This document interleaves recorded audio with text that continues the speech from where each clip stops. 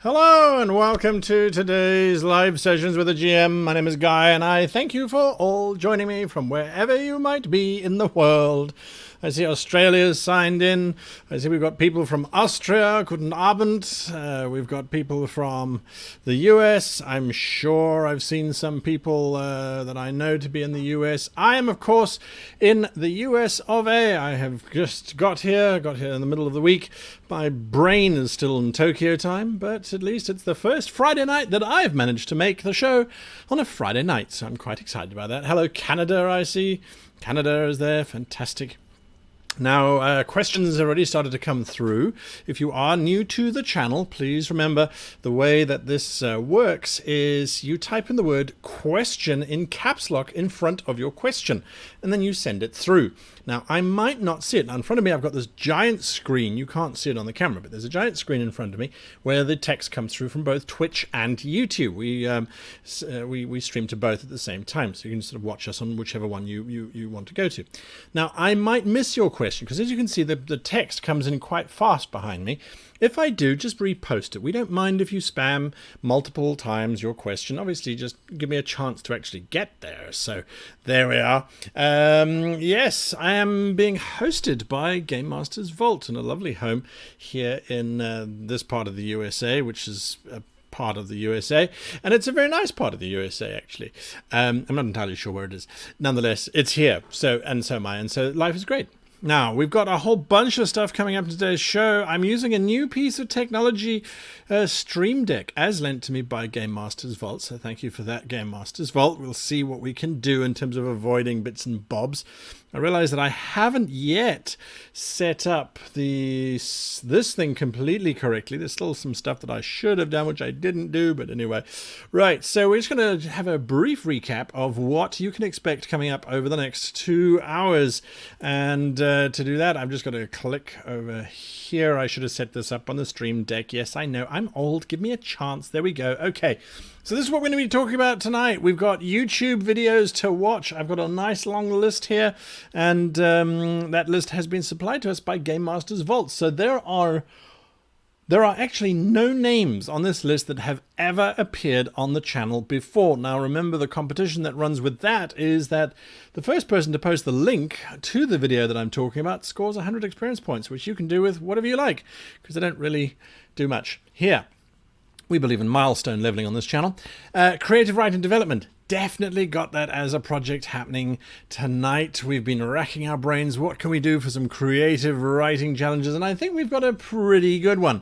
It sits with the theme of the YouTube videos that we're going to be showcasing today. And that all has to do with your POV, or POV. So once we get to the creative writing, you'll discover what your POV is, and then you get to share it with everybody. So I think that's quite fun. Random Chaos, of course, is going to happen. The review of my RPG sessions. I'm not running any at the moment on the channel. The Ghosts of Saltmarsh, of course, is happening. That's on the Twitch D&D channel. If you haven't checked that out yet, go and have a look. That's 6 p.m. on Saturday evening. What am I saying? It's 1 p.m. on Saturday afternoons Pacific time. 1 p.m. Saturday afternoons Pacific time. And that's a lot of fun. And I do a pre-game review, and then we do a post-game review with the players, so I'm not going to do that here again. I don't want to bore you. And of course, your questions. So lots of questions from you guys have already been coming through. Well, I mean, you're asking them, so I'm going to start working through them. We're going to do that pretty much now, I think. Why not? Why not? I do have to just point out this beautiful background behind me. Let me get out the bloody way. Here we go. Oh, God, I can't wheel the chair. Look at that beautiful background. That was shot this afternoon. Oh, thank you for that, Gavin Clark. $5 through Super Chat. Do appreciate that. You almost knocked Featherus off the post as the monster to defeat in today's stream. Obviously, we do appreciate all donations and things. Those just go towards making the streams that much better as we buy things like Stream Decks and can do all sorts of cool and wonderful things. Okay, let's move forward. Now, some questions. It is just 10 past the hour. We're going to do some questions for a little bit. And then we're going to go from there. So the first question that I see on my screen is from BK Dan. Is it les sommions for girl? What?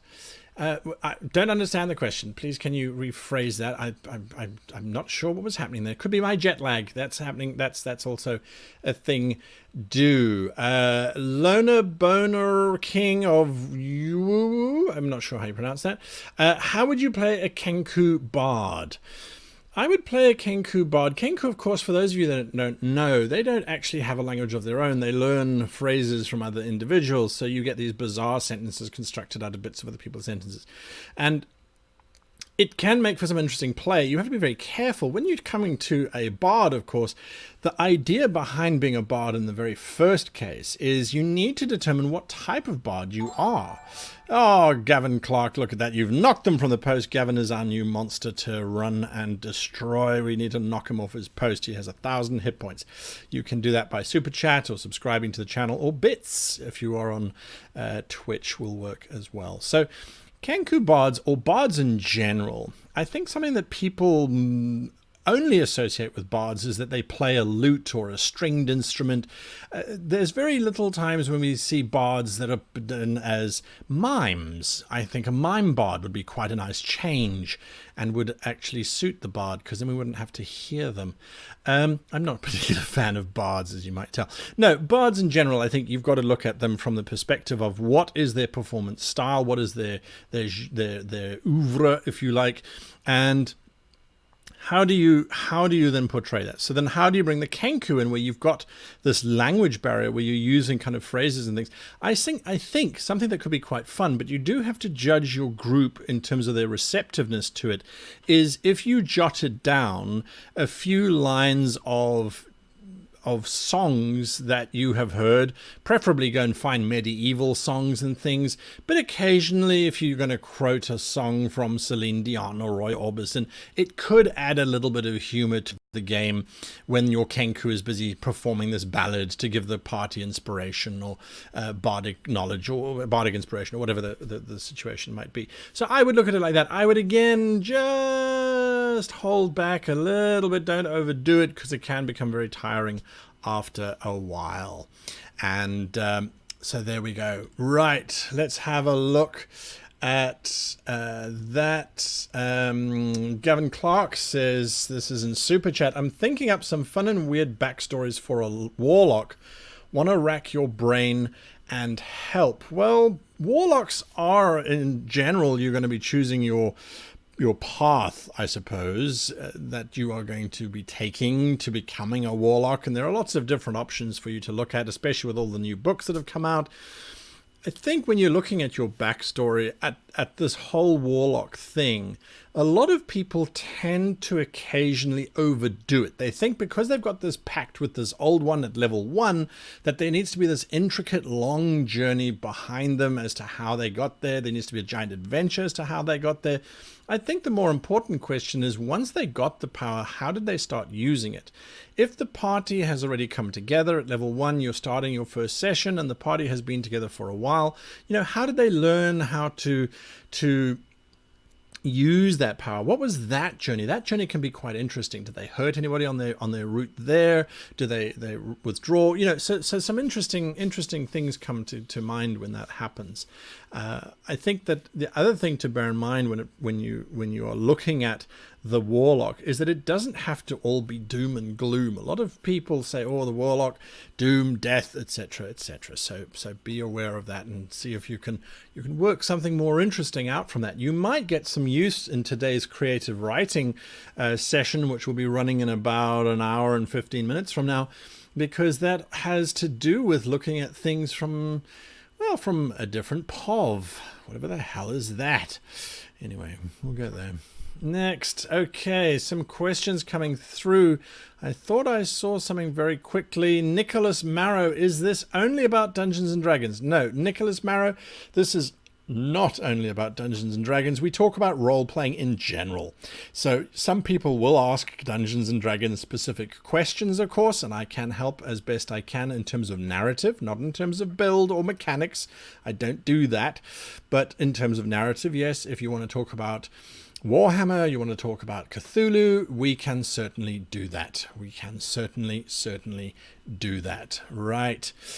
Next question, DJ Down Under 757. Hello and welcome back to the show. I remember you from last time. Are you planning on making a video on chases? And it's gone already. Are you planning to make a video on chases? I'm planning a chase in Venice and would like some tips. Yeah.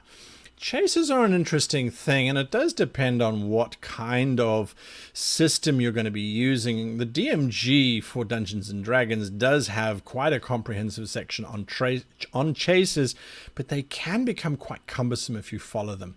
I think the most important thing when looking at chases, and this feels as if I have done a video on chases recently. Dear Lord, I need to. We're busy working on a project, by the way, just so you can all realize that I'm not completely balmy. We've made over 450 videos on this channel, and then there's another 100 and something videos on the player channel, which is no longer really active. So there's a lot of videos that we've made. So when I look at the video topics, I go, have we made it? Anyway, the secret project that we're working on, which I'm only sharing between you, me, and the 100 odd people who are watching this channel right now, we're busy working on a searchable database of all of the videos that have been released on how to be a great GM and how to be a great player. We're going to have that database up and running. It'll be accessible from our website, where you can type in Chase, and hopefully it will bring up the various videos that have actually mentioned that. Now, that is a mammoth project, an absolutely mammoth project. So we're going to be calling for volunteers to join in that project as soon as we're ready to go, which hopefully is in the next couple weeks, I should say. Volunteers to help us kind of go through the videos and log the keywords and things that will make those videos searchable and usable by everybody. So we're going to be doing that to hopefully make it much more of a tool to be used than just, oh, there's 400 videos, go look for something. So you need to watch out for that.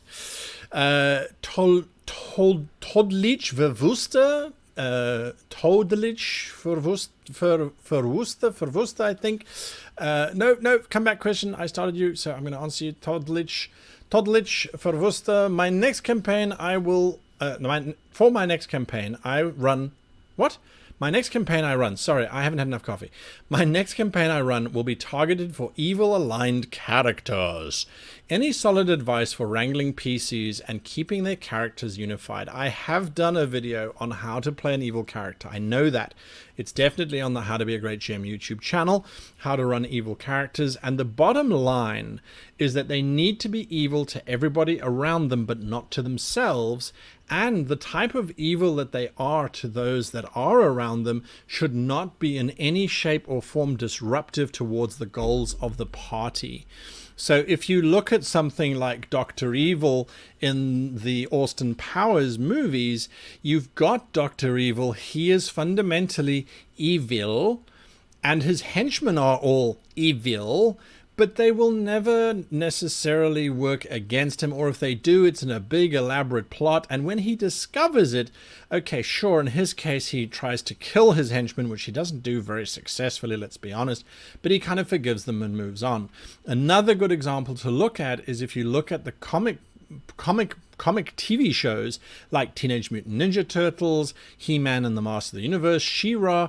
There you have the antagonist who has a whole bunch of henchmen who are also evil, and yet those henchmen will not necessarily act against the primeval. They will not necessarily act against Skeletor or against Shredder or Krang, depending. And if they do, it's in broad strokes. And when they fail, they don't get destroyed by the other villains. They get chided, of course, and they get shouted at, and then they get accepted back into the group. So it's a very interesting space of, it's a meta game type of game you're playing. The moment you have evil characters, you fundamentally have to have metagaming involved, as far as I'm concerned, because if you have truly evil characters who are only after themselves and after what they can get themselves, then after the first mission, why would they stay together?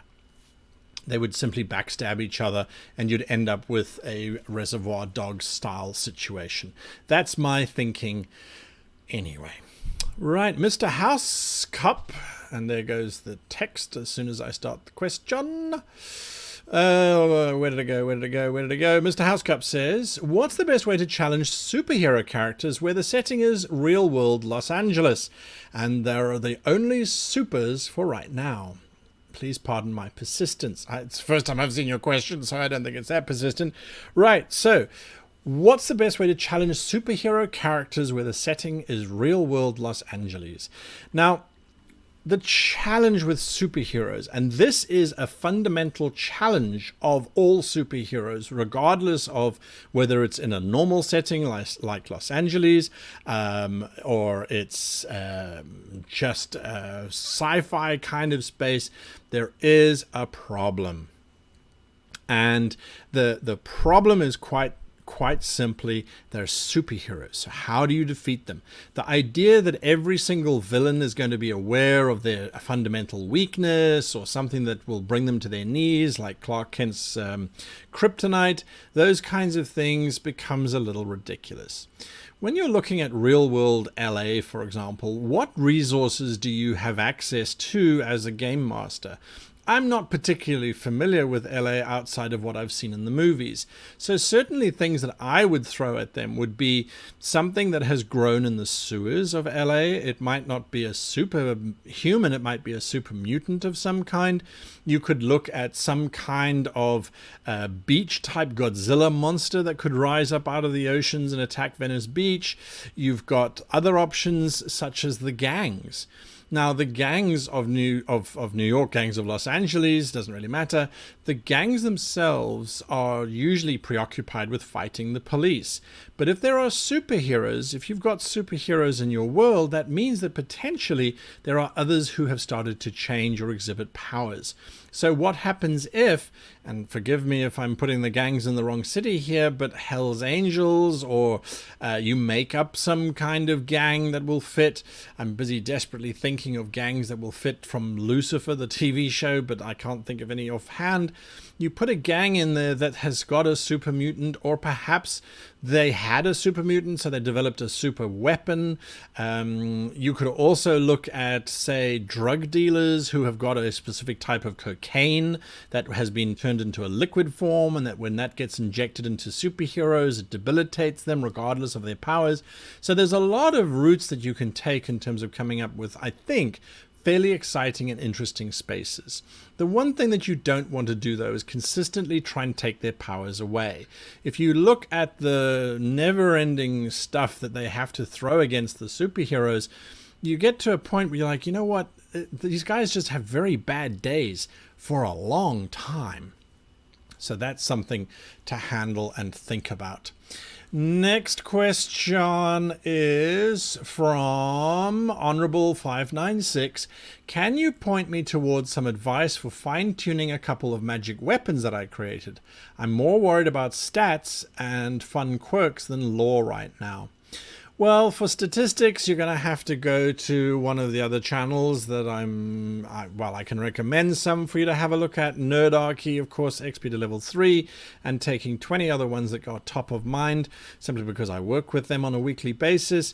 I'm sure they'll have videos on how to stat out magic items. I generally don't worry about the stats of the magic items, or I look at the level of the party and I go, okay, the party is level 5, right? So a +1 weapon would be appropriate the party's level 10. Okay, let's give them a +2 weapon. The damage should be somewhere around the mark of what the weapon does, plus a small amount on top of that. But that's me being very ad hoc with that kind of thing. In terms of the fun quirks and things, I would always look and say, well, what is the weapon supposed to do?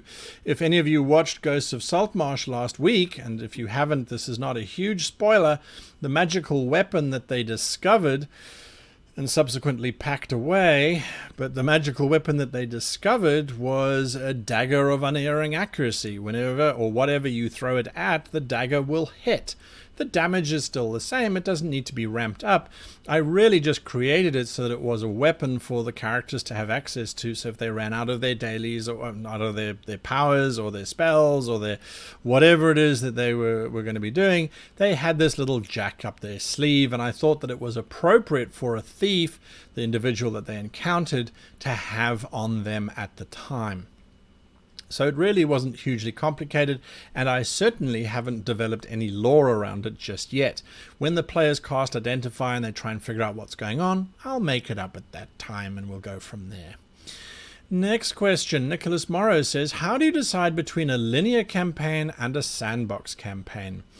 For me, the question is, how long do you want your game to run for? If you have a conceivable time frame, let's say you're playing with a bunch of friends and it's the summer vacation, or you're playing with college buddies and you know that you're going to have a game that's going to run until the end of the year, then you can start to backtrack and say, okay, well, if it's sandbox, there's no guarantee of an end, there's no guarantee of a conclusion, because we're just going wherever we happen to. And we can have very episodic type of adventures that aren't linked together. There's no major nemesis floating around. It's just villains, and we can have casual fun. That is when I would advocate using Sandbox. A lot of people will disagree with me, but that's when I would use it. When you know that the game's not particularly serious and that people might come in, they might drop out. You might only have 2 or 3 sessions per adventure to be able to explore things. Maybe you have a little bit less, or you just don't know how many you have. And so you could have 100 sessions ahead of you. You could have 20 sessions ahead of you.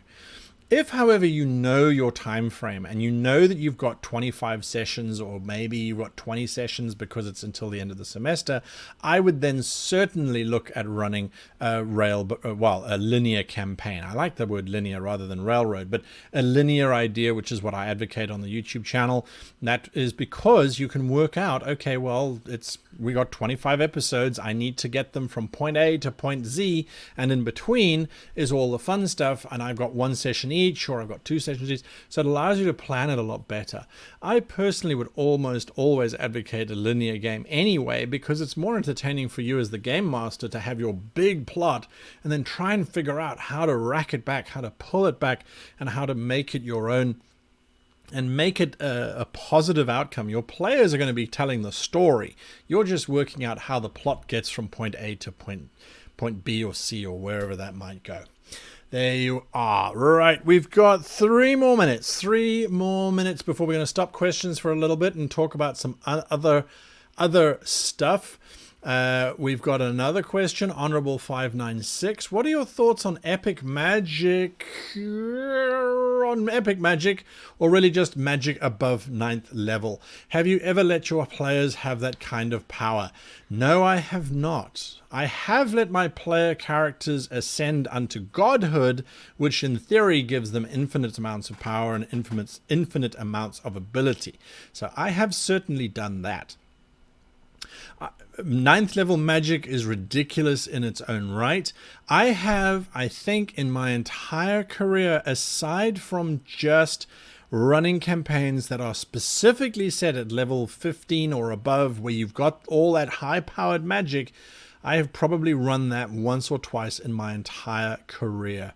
There's a reason for it. Your entire experience is a totally different game, and if your players are the narrative kind, it doesn't matter what level they're playing at, they're going to have a fun time. If your players are mechanically inclined, by the time you're getting up to those kinds of spells and things, combat is make or break, in my opinion. It gets to the point where it's ridiculously long because everything can recover and everything can last forever and regenerate and is immune to this and that and everything else.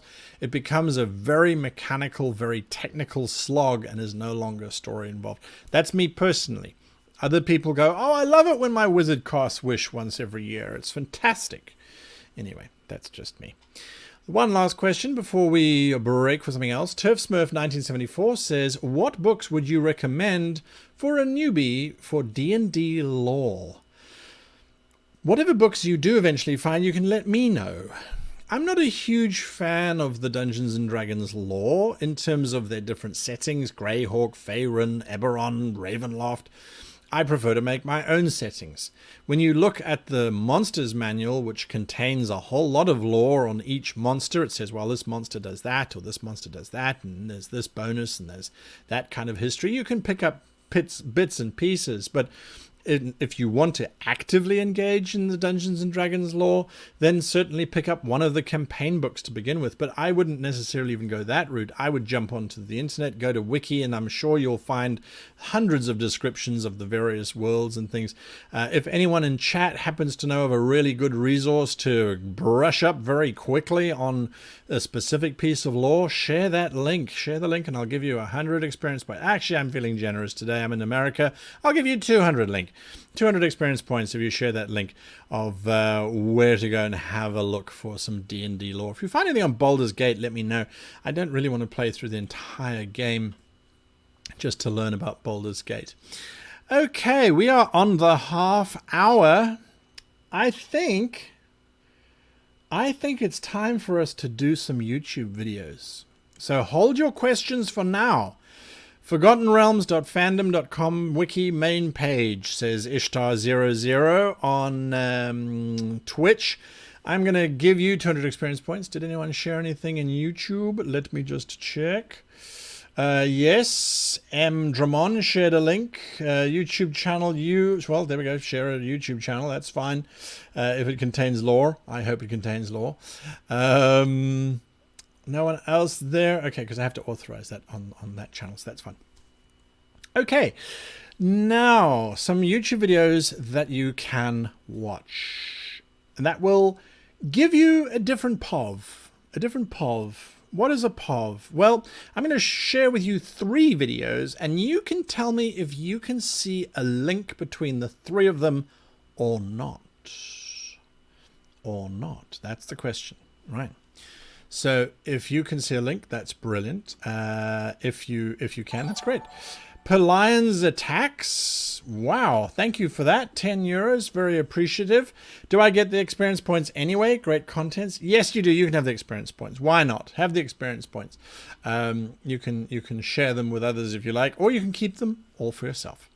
Okay, so the very first YouTube video that you can get yourself. What did I say? 150 experience points? Was I being that generous? Really? Okay. Right. The very first one that you can have a look at would be Questwise, Reviving the Old Ways. Questwise, Reviving the Old Ways. Now, when we were putting together the list of YouTube videos, I was looking at this one and I went, why on earth would anyone want to watch this video? We are literally 30 years almost to the day past the system. Why? I see there's so many links coming through on the YouTube side. On the Twitch side, have to say, YouTube beat you to the links there. Twitch, you got to up your game a little bit if you want that experience points. Anyway, not that it's a race. So yes, why would you want to watch Reviving the Old Ways? Why would you want to watch Building a Character in 2nd edition, which is what this is all about? Well, apart from the fact that it's really interesting and that it's a little bit of a throwback. If you're someone like me watching that video and they get to the point where it's Thacker and you're like, oh my goodness, this is why I became a GM, so I didn't have to do Thacker anymore. Okay, it's a great trip down memory lane, but it's also an interesting look into how the game has evolved and changed, and all of the different methods. There were 6 different ways of rolling up a character, and none of them were nice. They were all difficult. They were all evil. They were tough ways of rolling up your character. Most of them were 3d6 die. You roll it, that's what it is, and that's the stat it gets assigned to as well. I remember my very first characters became a wizard because, well, that's what I rolled. A pep steak, thank you for that. We do appreciate it. So it's an interesting journey. If you never played 2nd edition Dungeons and Dragons, have a look at it and realize where we have come from and how far we have come. So have a look at that. Right, so the XP's gone out. Nameless Grace, I think you got it first on Twitch, so congrats for that. Right, next video is James Talos, I suppose you would pronounce his name. James Talos, how to world build trade and economics. Trade and economics. And you go, oh my goodness, this sounds way too complicated. The video is a little in-depth, I will give you that. But when it comes to world building, how far do you actually go? How far can you go? It's useful to sometimes know this stuff or sometimes have it in the back of your head. Now, we were watching this video and we went, I started shouting at the screen as I do. This is why I'm a very bad YouTube watcher. I shout at the screen, I disagree, or I agree, or I say, yes, that's exactly right, or no, that's nonsense. I mean, it happens, JS Learner. Thank you for that. We like cheers. So, you know, it happens. Now, James Talos's review of trade and economics, it's thorough, it's good, it takes you on a long journey. Not sure if I agree with everything that he says, but hey, different perspectives are always welcome here. And that's what we like, is that we like to see different points of something. Third video. Now this is a channel that I looked at. I admit I looked at it a while ago. And I went, I'm not sure. And I think that this is true. And I was judging a book by its cover and its voice in this case. But I didn't go back to it. And then it was like, okay, well, here we go. Here, look at this link. Dungeoncraft. Get rid of hit points, episode 84. Now, I was initially put off, and I was like, whoa, no. What do you mean put off hit points? What is this? Why are we getting rid of hit points? Once he started to make his case, however, I went, brilliant, that's wonderful. Actually, I think that's what we should be doing. I think that is exactly what we should ban hit points. Down with hit points, I say! Let us join this crusade to destroy hit points. It's an interesting idea. Go and have a look at it. You can see the links there. Nameless Grace, Toddlish, Verwuster, getting it in there just ahead of Sunflamer and M. Dramon. So definitely worth having a look at. So those are 3 of the 6 videos we're going to be talking about now, talking about in this stream. Interesting. And I see some people have or know what POV is, and I see they've been chatting about it a little bit. So if you haven't yet worked it out, POV stands for point of view. From a certain point of view. A great line from a great movie. 150 experience points if you know the movie and where the line comes from and who said it to whom and why they said it. And why it was completely and utterly and destroyed by 3 prequel pieces of rubbish. But, you know, that's fine. Whatever. Who cares? Just ignoring them. Anyway, so moving forward. Back to questions from you guys. And there it is. Necovision Games and More says, do you believe that if a GM rubs his game, I assume it's runs his game in a strict way, that he can complain when constricted to the same rules. No, absolutely not. What's good for the goose is good for the gander. If you are the GM and you run a strict game, you have to follow the same rules. That's half of the point of being a game master is adjudications. That's it. Bottom line. There's just that's it. And if you do have a GM who is not prepared to run by the same rules that they play by, it's time to chat to your fellow players and say, listen, are you being put off by this? Are you being upset by this? Where is this sitting in our psyche? What is it doing to us as a group? If we're upset by it, maybe it's time to try a different GM. Maybe you should try to take the lead, see what it's like to wear the mantle of GM. You might enjoy it. Hopefully you will. And then we've got a new GM in our fold, and you can make sure that you don't make the same mistakes as this other individual is doing. So definitely look for that. Game Master's Vault, 150 experience points to you. And it's not like we're sharing notes and stuff because there's a giant screen between the two of us, I swear. So yes, that line came from Star Wars Return of the Jedi. From a certain point of view, Darth Vader killed Anakin Skywalker, who says Jedi can't lie. So there we are. Next question. I don't see any more. Oh, there we go. Hang on. Wait, what? The question's not posed to me. White Tiger, you have a question waiting for you. I'm glad to be part of this show. White Tiger 225 does say, it's gone. Come back. Want to give the opposing rival party a unique tactic. They are a group of fighters, each specializing in different weapons. What would be an interesting tactic to wow a group of mostly melee players? That's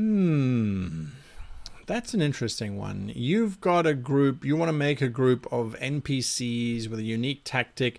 Oh, well, something that you could do is take a page out of the Shenzhou circus. I think it's Shenzhou. They're busy touring Japan at the moment. Their advertising is everywhere. It does look particularly spectacular. But what if you had a group of acrobats who pair up or form trios and leap and jump through the air at the PCs who are, as you say, they're melee. But what are the melee PCs going to be doing if those acrobats leap in, make an attack, and leap out? Barrel rolling, tumbling, sometimes forming a pyramid of three so they can attack from above rather than from just the normal angles. You could do certainly something like that. Otherwise, go for the good old-fashioned parkour style combatants. So they're leaping across roofs, they leap in, they roll under a railing, they launch 6 foot into the air, they attack downwards, they roll, and they run off onto another rooftop. So the entire combat system becomes a lot more dynamic. You could certainly do that. So there we go. Yeah, definitely something to look at. Next question. Any advice on encouraging a new game master? Yes. Well, a new game master is going to be sitting there having absolute sweats of terror. I have very seldom seen someone saying, oh, I'm going to game master. I'm so relaxed and absolutely calm and fine. Usually there's a huge amount of pressure on that game master, and usually the pressure is coming from themselves, not necessarily from the player group. So if you're a player and you know that you've got a new GM, I would make sure that whilst the GM is running the game, do your very best, their first game anyway, do your very best to be supportive. Don't try and bombard them with lots of questions. Thank you for that, DJ Down Under. Thank you for that. You're our new monster to defeat, slay, and kill, because that's what we like to do to people who help support the channel. Support the GM, don't bombard them with lots of questions, but also do not start answering rules questions on behalf of the GM. They don't know the rules because they're a new GM. But if you are sitting there and someone asks the GM, hey, I want to jump off a cliff, what is the damage going to be if I land on the ground badly? Before that new GM has time to respond, you go, well, it's 1d6 times 10 feet per 10 feet fallen. Don't do that. You're going to undermine that GM, and then that GM is going to start to retract backwards. You want to encourage them. Try and find their adventure hook as quick as you can, and then take it. Don't be an old school player and go, well, there's the plot. I'm going that way. Don't do that. It's their first game. You don't have to mollycoddle them. I'm not saying you have to say they're their GM and stroke their hand and that kind of thing, unless, you know, you want to get jiggy with it, in which case stroking is fine, with their permission, of course, and preferably a date and a movie beforehand. But the idea is that you want to make sure that they are supported, both emotionally and in the game itself. If they are not doing the good job, if things are starting to fall off the tracks a little bit, don't panic. Don't try and fix the game. But there is nothing wrong with you saying, if you're noticing that they're becoming a little bit overwhelmed, with saying, hey guys, can we have a coffee break? I need to go make some coffee. Whilst that's happening, and everyone else is making coffee and stuff, you can then just stop and say, okay, cool. How's it going, GM? Are you having fun? Are you relaxing? And then they can say, oh no, well, this has happened and I don't know how to do this and I don't know how to do that. Don't give them solutions. Give them support and say, okay, well, that's what happened. What do you think you can do to fix that? What do you need to do to be able to get us back on track? Don't ask them, what can I do as a player to get my character to go on your... Again, bring them back around. Bring them to the point where they're finding their own solutions. Be supportive. That's important. That is important. Sunflamer says, how to handle skill rolls. Specifically, which skill rolls would you do hidden for the players to avoid metagaming, such as, oh, I rolled a 1, so I won't even try, or, oh, he failed, let me try. It's a good question, and I think it does very much depend on your players. Looking back at Questwise's video on the 2nd edition Dungeons & Dragons, that's where, and I stand to be corrected, but that's where the Dungeon Master screen came in. And, well, DJ, down under, I don't know what to say. Thank you. I really appreciate it. I truly do. Dungeons & Dragons 2nd edition said hide your dice from your players so that you can determine the outcome. And for a long time, I remember spending just ages building my Game Master screens so that I could roll my dice, or I'd roll behind my hand so that I could fudge them if I needed to. I even did a video on when you should cheat as a Game Master, where I was saying, well, roll the dice behind the screen. This was many, many, many years ago, like 2, and it just... It made sense at the time. Nowadays, though, it doesn't make sense. Nowadays, you go, okay, cool. I don't need a screen. What do I want a screen for? If you're using something like Roll20 or Fantasy Grounds, which I prefer, if you're using Fantasy Grounds, yes, your dice are obscured if you want to, or your dice can be revealed, but the player's dice are not obscured. They're not hidden. So you need to look at the level of maturity of your players. And there is a trick you can do. So if you are someone who knows that your players watch the dice so that they can see when they're talking to an NPC and the NPC has to make a check and the GM rolls and they roll a 1, something that you can do is just roll that dice ad hoc every now and again. It puts the players on edge because they wonder what on earth you're rolling for. You're not rolling for anything other than to break them of the bad habit of dice reading, which is pretty much what you're describing. So hidden rolls, if you only hide certain rolls and not others, they're going to start interpreting that as that's a serious roll versus that one, which is not as... It's just a horrific lose sort of situation. So there is that to consider. Rather just let the die roll, and instead of going, okay, well, the die rolled a 2, so the character completely fails to notice you have a revolver in your pocket, and you walk through the security system, maybe that's not the outcome you want, or maybe he rolled a 2, and as he's looking at the character, the 2, he doesn't notice the revolver because he's fixated on the character's shoes. And he's saying, well, the shoes you're wearing are illegal. You're not allowed to wear those in this facility. They are black-soled shoes. You can only wear white-soled. So there are ways and means of saying, well, there we go. Don't worry about it. Move on. Let's look at something else. So definitely something to bear in mind, and yeah, you don't necessarily have to worry about it. Okay, another question here from DJ Down Under 757 says, I'm planning combat during a motorboat chase. Lovely. And would like to complicate that without punishing my players with constant disadvantage. For sure. What you're talking about here, DJ, is the idea that they're in a motorboat chase.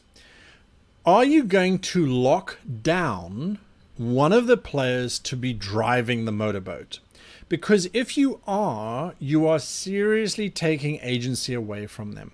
Someone has to drive the boat. Someone has to do this, otherwise it's no longer a chase sequence. But driving the boat shouldn't be, okay, roll a piloting check. Okay, roll another piloting check. Okay, roll another piloting check. That's incredibly boring, very repetitive, and I have just done a video where I advocate you should avoid that.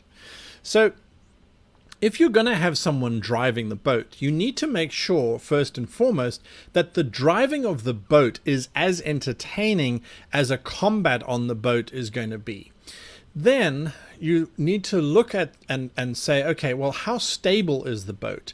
If it's two speedboats and you're doing a chase a la The Last Crusade with Indiana Jones, and there's giant propeller blades that the boats can slide into, your driver needs to be making perception checks, drive checks, strength checks to pull on that wheel, to pull the ship out of the way. So there needs to be as much pressure on the driver as on the characters who are fighting. Now, because the boat is busy moving and because there is all sorts of things changing, the combat also needs to be quite dramatic. One thing that you can do so that you don't get stuck is that instead of having, say, two very, very, very, very hard, strong men or women or whatever busy fighting your opponent, your PCs, where it's long combats, right? Instead of having long combats, because in long combats there's a big risk your PCs get thrown overboard or they slip up or they make a mistake. Rather, if the ship is unstable and they need to make an acrobatics check or a dexterity check to remain upright, certainly get them to do that, but then have lots of little minions, little goons, who will jump onto the boat, fight the PCs. They've only got 1 or 2 hit points. They get knocked over quite easily because the boat itself is a dangerous place to be. Then you can have more goons jumping in from the side. Some can be on bridges that the boat has to go underneath, and they drop down around the players. They drop into the water.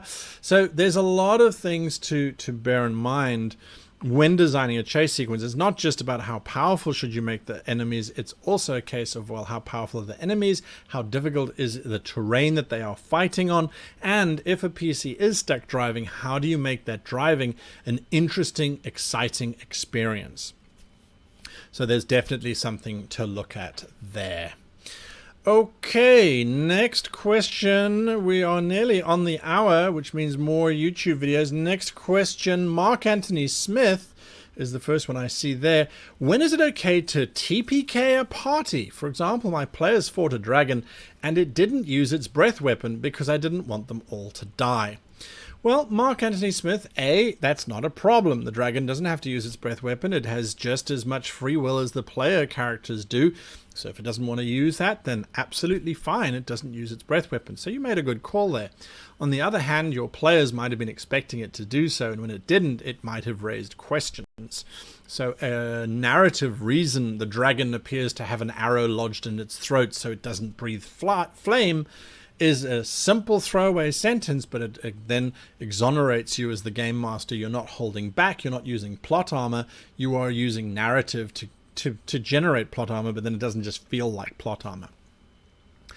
On the other hand, in terms of a party kill, if the players' characters went in unprepared and went in with any plan whatsoever, and they had adequate warning that there was a dragon in there and that the dragon was big and powerful, so they went in and you had tried to prevent them from doing that on a few little steps. I don't mean by putting up, and it could literally be putting up a sign saying do not enter, giant violent dragon death be here, but if you've done a few of those things, short of putting giant doors on the cage that they can't get through, if you have put up enough roadblocks to say, and they've still gone ahead, then that dragon should be the most vicious, destructive dragon possible.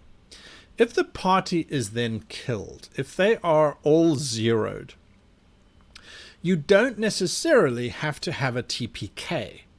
If the party is zeroed or if they're dying out, depending on what system you're using, there is nothing wrong with saying, and as Uthgar drops his sword to the ground, his blackened hand crispy and the light fades, his face lands in the dirt, and he sees shuffling from the corner some dirty boots.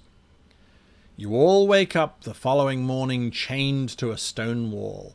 If you don't want the party to die, but they've done something particularly stupid because they're inexperienced players, or perhaps they just didn't read the signs properly, there's nothing wrong with saying, well, the dragon actually, once you all dropped, the dragon's aides came in, dragged you into the dungeon, stripped you of all of your equipment, there has to be consequences for stupid choices, and you are now all trapped in the dungeon. And they can now figure out how to escape from that dungeon, and hopefully they will then want to wreak vengeance upon that dragon, get their old equipment back somehow, but they will have learnt their lesson. They should look before they leap.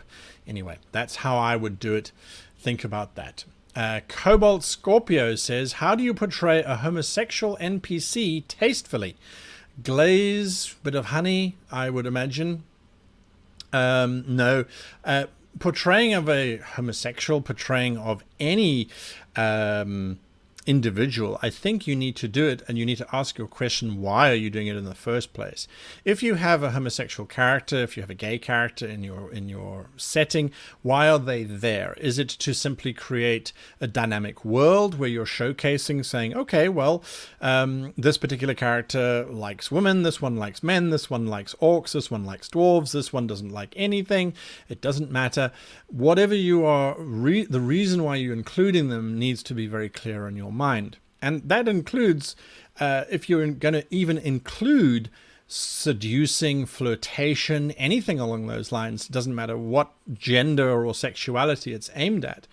If you've okayed it with your party that you want to create as realistic a world as you can, and you want it to be inclusive, and you want it to explore things like sexuality, such as gender. So in other words, it's all been built into your pre-game or your primer or your session 0, then there's absolutely nothing wrong with that. And I think the bottom line is that you have to remember, it doesn't matter what or who the individual wants to sleep with. Those people will have various goals. Whether it's to sleep with the hunky barbarian or with the beautiful sorceress or the beautiful sorcerer, it doesn't matter. They will have a reason for operation. They're there because they are always in that pub at that particular time. I don't know why they're in a pub suddenly. Let's say they're there at the park because they're always there in the park. They see the party, they see someone who's attractive, so they build up the courage to go and talk to them. If their goal is to romance one of the characters, well, then that's what you should do, and you should do it how you think that they would romance someone. If you feel that they would simply rip their clothes off and say, "Take me now, big boy," well, then that's entirely up to you. I'm not entirely sure, though, how successful that will be in any kind of situation. If, on the other hand, they go up and they start making pleasant conversation, that's fine. If they seduce the character, or if the character is romantically involved with them and they go off, you fade to black. I don't think there is any ever reason why you would need to be explicit in terms of what happens behind closed doors. That's something that you don't need to look into, unless that's the type of campaign you're playing. So I would look at it from those points of view and just think about it and unpack, okay, I'm including different genders or different sexualities because that's part of my campaign world. My campaign world is how it is here in the real life. So I would certainly do that. Just make sure that your players are comfortable with having all those kinds of things. And I've done a few videos where we talked about sex, we talked about sexuality, and you'll find that the community is very divided. A lot of people say we don't do anything that does anything to do with gender or sex or romance. That's all out. Our games are not about that. We prefer to cut off the heads of our enemies and bathe in their blood. That's acceptable behavior. But forming a romantic relationship of meaningful value, we don't want any of that. There are players out there who want that. There are players who go, no, that's all we want. We want hearts and romance and soft violin music and heroes with long flowing hair and everyone uses Maybelline. Sure, that's fine. That's your game, but make sure it matches. Okay, bro from beyond. If someone who starts playing Dungeons and Dragons 5th edition wants to branch off, what system would you recommend? That's a good question. It's a great question. I suppose the best answer would be, why not try a different genre? Rather than system, look for genre. So if you were playing, let's say, Dungeons and Dragons 5th edition, traditionally that's fantasy. So, okay, cool. Let's go in a different direction. Why not, let's say, do sci-fi? Okay, what kind of sci-fi? Do you want homebrew sci-fi? Maybe you want sci-fi with a bit of fantasy, in which case then you can look at things like D20 Modern with the sci-fi. It's called the Future expansion book. They're out of print now, but you can still pick them up. Maybe you play something like that. Maybe you play Starfinder, which is similar to 5th edition, or at least the mechanics are similar. Because it's based on 3.5 D&D, so there's something to look at there. Or maybe you go, no, let's do Star Wars or Star Trek. Maybe it's cyberpunk. I would, rather go and look at your genre rather than at a system, unless you're getting bored with the Dungeons & Dragons 5th edition system and you want to stay in fantasy. In which case, then, sure, why not look at something like Savage Worlds or Numenera, for example. There are so many options out there. It really is about finding a space or a genre that fits for you. If you want a more simplistic system, Lone Wolf is a very simple system. It's a D10 system on a chart. You reference the values, and combat is very straightforward. So there's that to look at as well. So genre, what genre do you want to play? And then find a system that is designed for that. Have a look at that. Right. Okay, I see comments. Mercer is fantastic, and his education and experience with drama and improv, as well as voice acting, are certainly something to draw inspiration from. Yes, absolutely, there's something to draw inspiration from. And it's also important to bear in mind that that is his profession, his career, and his money earner. So he is going to be devoting a huge amount of time to developing those talents. People often talk about the Mercer effect in terms of ruining Dungeons and Dragons or ruining role-playing in terms of our expectations of what our GMs should be able to do and should be capable of doing. But a lot of people don't realize that if your job is to make awesome voices and characterizations, it's naturally going to help you be a better dungeon master. And when you're being paid to spend all your time doing that, naturally you're going to have more skill than someone who doesn't do it, or someone who does it as a passing sideline. So just bear that in mind. Stranger says, any special tips for introducing a new PC to an established game, specifically when the PCs are off in the middle of nowhere and making a quest-based sort of intro wouldn't work? Well, Stranger, that's a tough one. That's a tough one. There are many ways of doing it, of course. They could just be stumbling across in the field. They could be involved in something else and they sort of bump into one another. They could be in the dungeon. That's the standard catch-all, which one really doesn't necessarily want to go into. Something that I like to do, and you have to be aware that this can take a bit of time, and this is the biggest challenge, is that that player is going to be sitting for a while at the least, whilst you're dealing with the existing group. They've got to do some stuff. They need to finish their plot, or they'll be in the middle of something. So what do you do with that other player whilst they're waiting to be introduced? As far as I'm concerned, I love to just slam things together. So put that other player character on some kind of quest or some kind of adventure. Talk to them beforehand in terms of character creation and say, okay, well, you've been hunting down this werewolf, and when the play starts, when the session starts, have everyone roll initiative. And the party might be, but we're just walking across a field of daisies towards the tower with the evil necromancer. Yep, that's absolutely right. Give me an initiative check. Other new player, give me an initiative check. Right, you're being chased by the werewolf. You're running through a cave system. The other players, what's happening? Nothing's happening. Everything's fine. You continue walking towards the tower. So yes, you can then smash them together and they're forced to work together because the werewolf now attacks them. So I always look for a way in which that new player, that new character, is somehow immediately invested in the group, whether it's out of they need to survive jointly together, they need each other to help, do something along those lines. That's point number one. Point number two is you need your players, mind you, not the PCs, your players to agree to include this person. What that puts onto them is a certain amount of metagame requirement, and everybody metagames. You can't not metagame, you're a human being. So why not use it rather than decry it? With the metagame onus on the players, you need to work together once this is over. You need to find reasons to stick together. Good players will then start to look at this new character and say, okay, well, they've got some pretty cool skills. So when the main adventure is now over, instead of parting ways, which is what normally would happen, now that character should walk forward and say, hey, you're very handy with writing, with using your skills, with using your blades. We could use someone like you in our group. So then they invite the person to join in. So it's not just on you as the game master to get this person into the group. The players are equally responsible.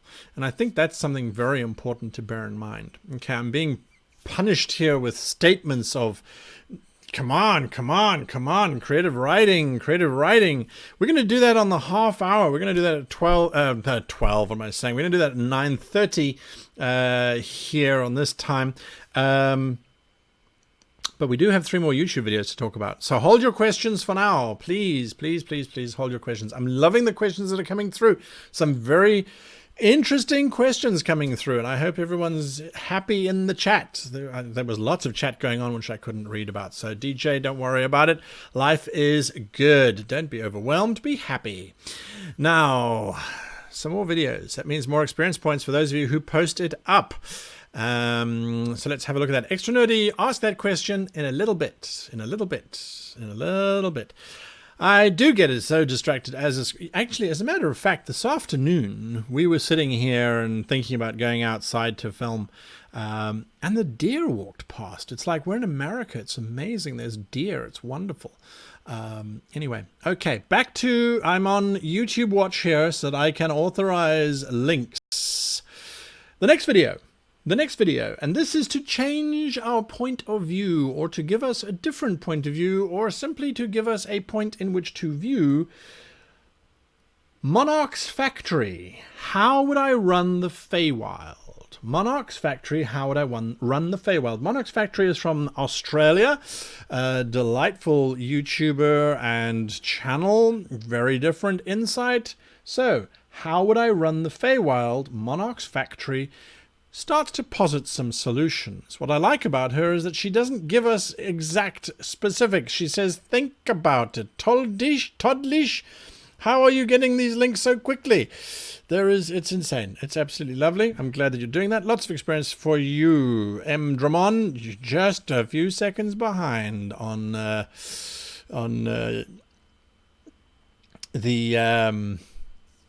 YouTube space. And Nameless Grace, first video, there we go, posted up. Thank you for that. Back to YouTube. So have a look at Monarch's Factory. A lot of fun, different perspective, which is always nice. The next one, I was introduced to this one by Game Master's Vault. Well, actually, I've been introduced to most of these by Game Master's Vault. The next one is not on role-playing per se, but is on sort of telling a good story, which is, hey, what we're all about and what we all like, and I think that's important. The next one is Hello, Future Me, on writing redemption arcs. Sorry, I can't read my handwriting. On writing redemption arcs. So these are journeys that characters are going on of redemption. So they have done something wrong. They are trying to redeem themselves. They are trying to overcome this. It's a very tough and tall order for you as a player character to go on that journey. Interestingly enough, that is the exact journey that the character Victor Salt is going on in the Ghosts of Saltmarsh. And that is an interesting one. We are seeing Victor as they are now redeemed. We are also seeing Victor for what they used to be, the evil character that they used to be. And those are that thing that's starting to reveal all kinds of things. It's starting to push things forward. And yeah, It's an interesting one. ACP O'Neill, welcome to the show, and thank you for that donation. I do appreciate it. Okay, so that was Hello Future Me, and that was Monarch's Factory. Finally, the last video. There we go.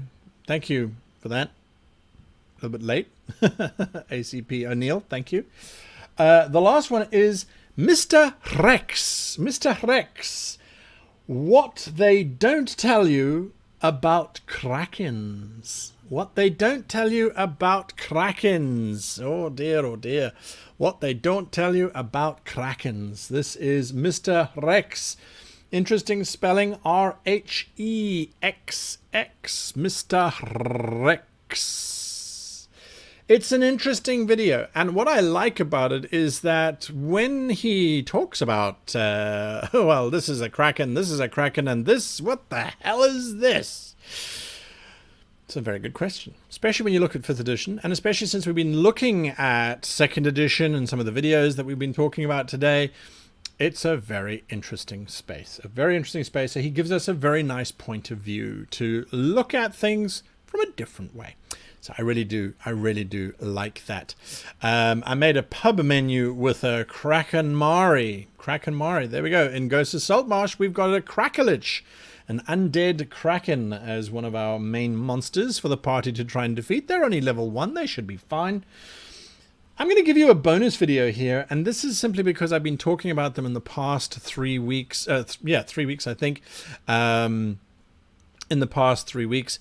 And this bonus video is another music composer. So if you're looking for music to play in the background whilst you're writing your campaigns or planning your adventures or even playing your games, I often and almost exclusively turn to music from the movies. And when you look at composers and you're looking for composers, you go, well, what can I put in? Who can I put in? What are those kinds of things? And one of them to have a look at is Harry Gregson Williams. It's on YouTube. You can, I think he has a specific, it's just his YouTube channel, Harry Gregson Williams. YouTube's made music channels now, and he's one of them. Harry Gregson Williams wrote some interesting music. He wrote for Shrek, he wrote for Narnia. Some very moving, very stirring kind of stuff, and very good for having in the background. There's a lot of fantastical elements to his composition. He's one of my favorites, and fairly consistent too. I see there is some commentary coming through there on the chat about they definitely have lots of different pieces of breezes. Generally find the benefit for me of using a soundtrack, choosing a film written with a certain Williams, and again Todlich definitely getting in there. Creative in 19 minutes for those of you that are here just for that. I'm not sure if we're going to do it as a teamwork or if we're going to do it as individuals. You can vote, let me know, just post it up saying yes, we want to work as teams. No, we don't want to work as teams. If we work as teams, we will share the links for the Discord channel, and if we don't want to work as teams, then we don't have to. Okay, extra nerdies questions straight off the bat. Do you ever do special holiday themed sessions when game day is on or near a holiday? Any advice for making it not too cheesy? Yeah, well, I don't generally do holiday games, usually because I'm in the middle of a campaign already, and it would be weird. However, to make it not cheesy, something you can think about is looking at, well, how and why was the festival there in the first place? So you can unpack and say, okay, well, if it was simply a case of Thanksgiving. Let's take Thanksgiving as a holiday. How did that come about? And here's my history of America falling down. How did that come about? That's because of the Native American Indians who kept the people of the Mayflower, I think, alive during a winter when they ran out of food, and there was a whole bunch of cooperation going on right up until they were all slaughtered. But anyway, that sort of thing happened. I stand to be corrected. But let's say, for example, that's the origin of the holiday that you are about to experience. Why not do something similar but translate it into your world so that people who know their history will smile and go, oh yeah, we're doing a Christmas thing, are we? Okay, great. So, you know, this is the story. Or we're doing a this, or we're doing a that. You know, have a look at it, see what you think, and by unpacking it, you are getting to a place where everything starts to fit within your game. It doesn't feel too forced. It doesn't feel like you're just slapping on a holiday thing. You're just dropping it in. But making it the central theme, you know, you can go and download off of our website. What the hell is the module called? On the 12th night, I think it's called, which is a goblin adventure that I wrote for Christmas because people were asking about, can we have a Christmas themed thing? And the players play little goblins who are invading effectively Santa Claus's castle, and in order to do so, they need to assemble 12 things, because there's that song, on the 12th night of Christmas, my true love gave to me. And I wrote that specifically for that reason. I tried not to make it too Christmassy, but there's lots of themes. The lord of the castle, a frozen castle, wears red and has a big white beard. So there's a lot of parallels. But anyway, that's my short answer on that. Llama Lord, Lord of the Llamas, I like it. Llama Lord, I'm running my first Dark Heresy game soon. I run Dungeons and Dragons, but I'm trying to fully wrap my head around the setting. Is there any way I can make sure I don't leave anything important out? Well, Dark Heresy, I'm assuming it's Dark Heresy Warhammer 40k. That's the only DH capitalized Dark Heresy that I am aware of. Dark Heresy. Warhammer 40k has just as much lore as almost any other setting out there. I would look at, well, firstly, are you playing Wrath of Glory, which is there's a giant divide that split the entire galaxy in half, and so you're now free to make up your own lore as you so choose. I would also do it in small steps. So if you plan your first adventure to be based on a warship that goes through the warp, go and research the warp. Go and research, okay, I need to be aware that there's the demonic influences that could attack the ship. There's this, there's that, there's the next thing. So take it piece by piece. Don't worry about including the whole thing in it. Absolutely don't stress over that. Next question, ACP O'Neill says, whenever I utilize an alchemist recipe, it typically becomes boring. How should I spice up crafting in my games? That's also a good question. You know, you don't want it... Well, firstly, sit back and look at how much crafting is going on in your games. If it's becoming something that's fundamental to the character builds that are in your game, then you need to start looking for interesting ways to make that crafting move forward. Originally, crafting used to be quite a complicated process, and there were a whole number of feats that characters needed to have, but then they could exploit it so that they really nerfed it, they really downgraded it, I think anyway, and changed it up. But something not to underestimate, of course, is the collection of the ingredients. However, if every single time the character has to craft something, they need to go on an epic quest to go and get the gallbladder of a newt that's been born in the rays of a full moon in a lake that runs red with blood on Tuesdays, that can become tedious, and that's what you want to avoid. The first time it's cool, it's fun, it's exciting. The second time it's like, really, do we have to? Can we just go on the quest and come back and say we did it? Can we just do that? So, there's something not right with the feed. Is there something wrong with the feed? Do I need to restart the feed? I'm watching Twitch here. It seems to be okay. No, it's fine. It looks okay. Does it look okay? Let's get some feedback. If you please, let's get some feedback on, is everyone okay on Twitch? Is it just some people? Is it certain parts of the world that have got a problem? Okay, YouTube on my side has gone mad. I'm going to refresh that. Hopefully we still haven't. Video for me keeps glitching. Oh, well, it's Game Master's Vault. What are you downloading in the background there? Well, maybe we shouldn't ask. Probably downloading all of Matthew Mercer's videos or something. Anyway, right. So hopefully something is wonky. 10 to 15 seconds. Feed on the PC is way behind my mobile feed. Well, yes, that's a whole different story. Okay, unless it's absolutely terrible, I'm going to carry on. going. You keep melting. No, it's Twitch itself. Maybe it could be Twitch itself. Let's go with that. It's Twitch itself. Why not? Right. Video is glitchy. Audio is fine though. Okay. Well, pretend it's a podcast then. I don't even remember what the hell I was talking about. That's, see, squirrel. Crafting. We were talking about alchemy and crafting. Okay. So using just the same skills, boring. Just getting them to do the same roles, boring. I would try to look at what they're trying to craft. So let's say they're trying to create an explosive. And the explosive has the catalyst of impact. So when they throw it, it needs to explode. Why not have them have to hammer the ingredients together first? So in other words, give me a strength check. Okay, your alchemy check, you obviously need to make whatever the skill might be, but then change up the skills that they need to use. Make them use different skills. You can also make each of the potions and things require different time frames. So, you know, for the next hour, you have to just sit there and continue.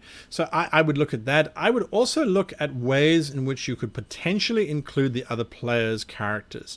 So you can't brew this potion on your own. You actually need the help of someone who can hold the vial steady for you. Now it's a case of, okay, they need to make an acrobatics check or a sleight of hand check. You now need to make your brewing check or whatever it is that you're going to be using, survival, I don't know what it is, and combine those together. So now suddenly, now we're starting to get a more interesting way in which to do it. So something to look at. Just have a look at that. Right, so if you did ask questions in the last 2 or 3 or 4 minutes or so, they flew past whilst we were resolving that glitch thing, and I did not see them, so please repost. Honorable 596 again, have you any advice for running a campaign where the players are basically a bunch of Vikings who have first stumbled upon the New World equivalent, particularly if I want them to stay and settle the place? Well, if you want them to stay and settle the place, burn their boat. Give their boat some issues. Let them notice that the wooden beams have started to rot, or that there is an infestation of mites in the food and they don't have enough food to get back home. You can look at various things. Alan Robinson, squirrel crafting, really? And you think that's not going to derail me from answering the question? Squirrel crafting? Really? Seriously? Yes, so A, get rid of their means of getting away, but make it a solvable thing so it becomes a goal. Well, if we repair the ship, we can go home. If we gather enough food, we can go home. So definitely doing that, without a doubt.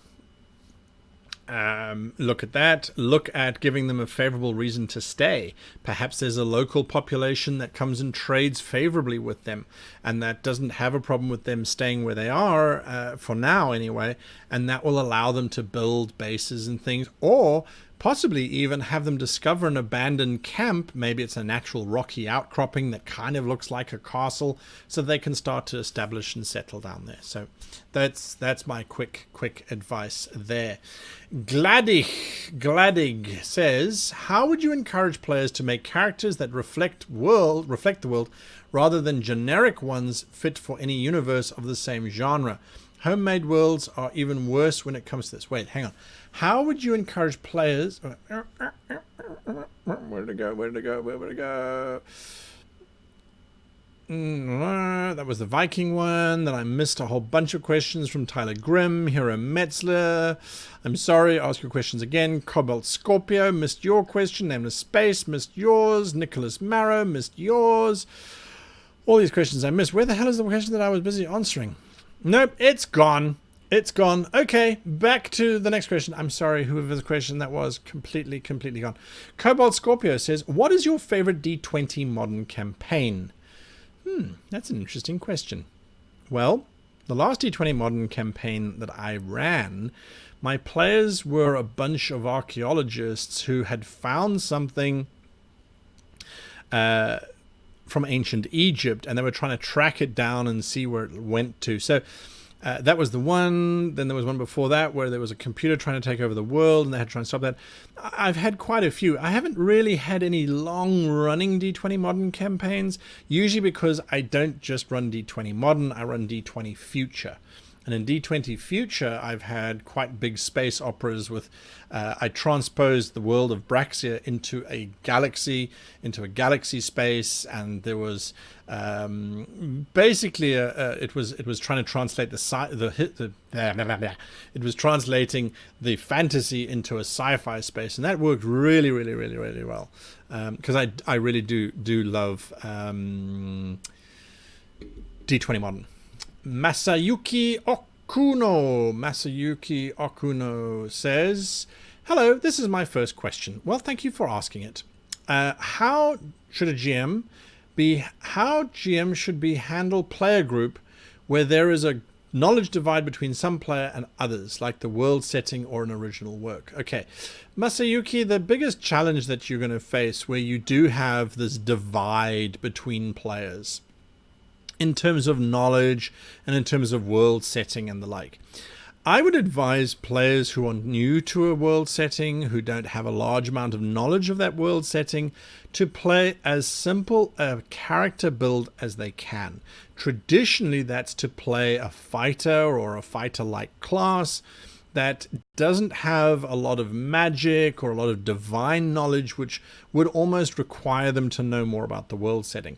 Let them explore it and discover it and learn it as they journey on, rather than trying to force them to learn extra stuff. So that's something definitely to bear in mind, is look at it like that.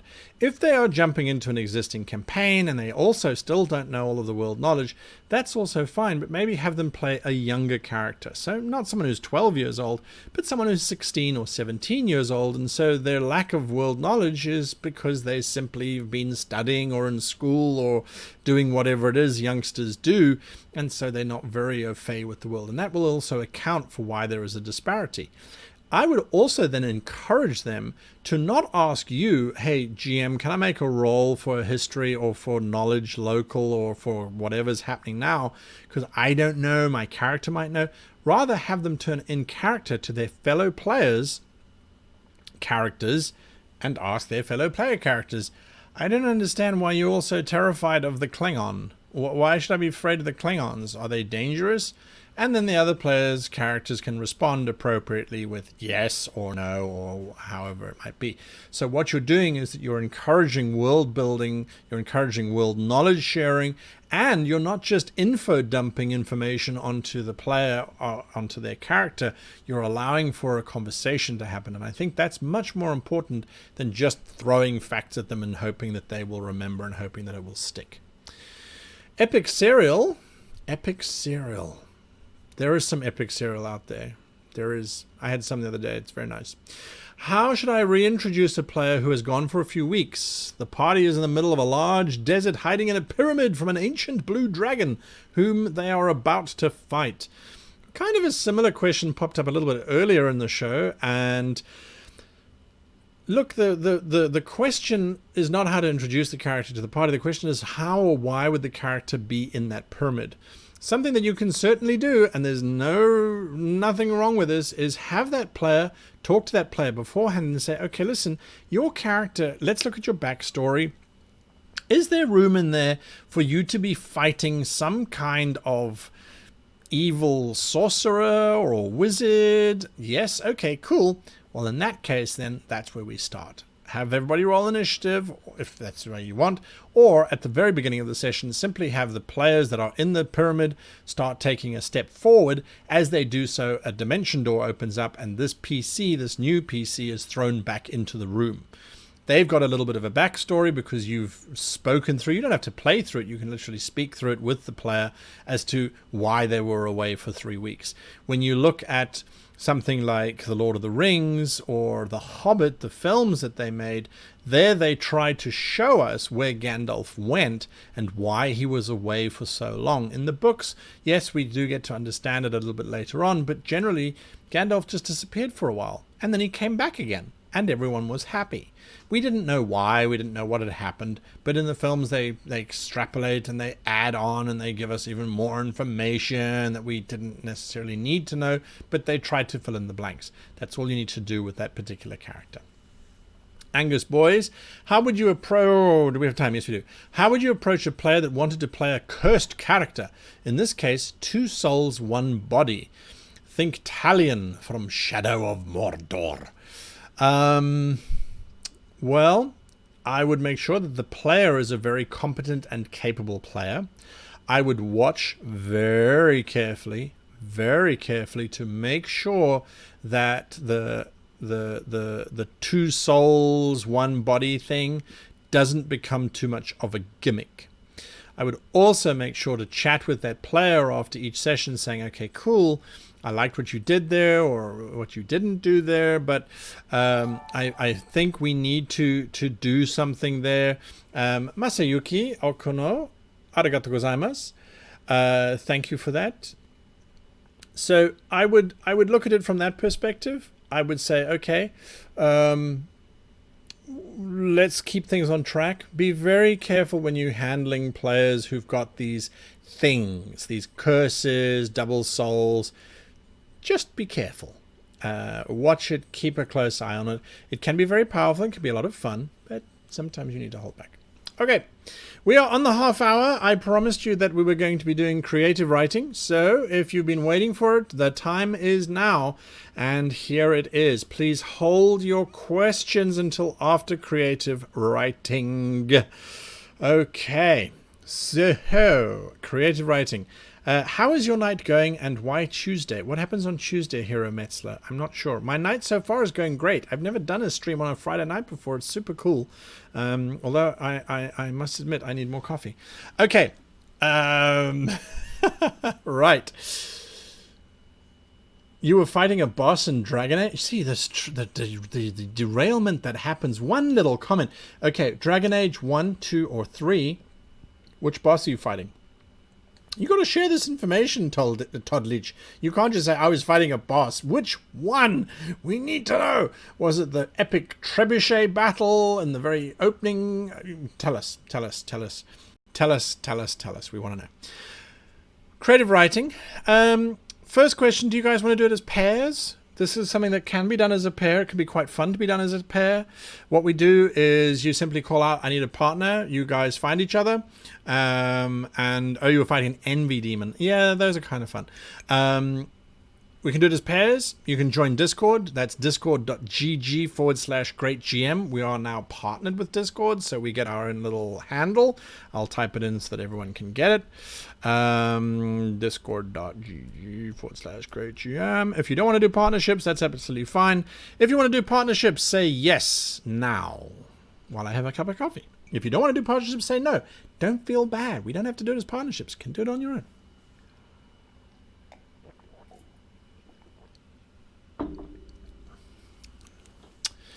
Right. So either the restream chat is dead or no one wants to respond. Okay, no to partnerships. We don't like partnerships. No, that's 4 no's, no yeses so far. Okay.